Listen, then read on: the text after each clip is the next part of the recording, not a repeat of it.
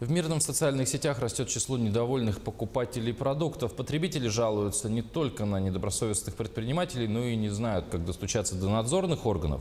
Разбиралась наш корреспондент в Мирном Марьяна Куткова.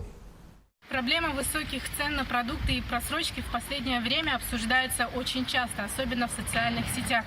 Мы решили проверить одну информацию. Вот подписчица в одном из мирнинских пабликов пишет: в Верхнем поселке, в оптовке, которая за моей спиной, все сыры имеют срок годности до 2099 года. Так ли это на самом деле, мы сейчас проверим.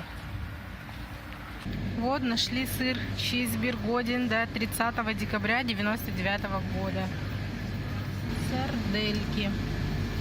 Годен до 30 декабря 1999 года.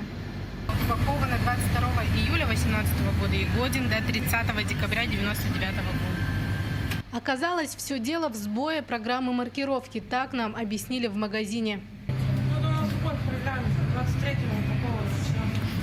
По мнению горожан, такие сбои не редкость. На прилавках даже бывают продукты из будущего, а реальные просрочки можно увидеть во всех магазинах. Я все понимаю, прирост там цен, затраты на дорогу и прочее, но это, извините, ни в какие ворота не лезет. Ладно бы продукты были качественные. Вот буквально недавно мы купили, значит, консервированную капусту. Ну, настолько, очень часто мы возвращаем, к сожалению, продукты, очень часто. Идет просрочка, потому что нам продукты возят с городов, с Новосибирска, с Иркутска, с Москвы, поэтому вот так вот и качество сказывается. Местной продукции у нас очень мало. Как правило, наказать предпринимателей готовы не все. В основном просроченный продукт либо выбрасывается, либо возвращается в магазин. Если магазин отказывается, то они могут обратиться в территориальный отдел. Обратиться могут несколькими способами, то есть могут обратиться непосредственно, подойдя и написав здесь заявление.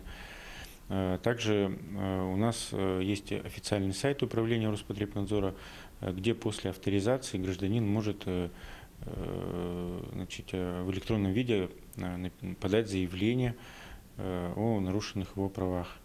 Также можно подать заявление через портал госуслуги. Поводом для проверки может послужить и публикация в СМИ. В частности, несоответствующая маркировка в магазине «Верхний» считается введением потребителя в заблуждение и имеет свои штрафные санкции. В случае неоднократных нарушений дело может дойти и до суда.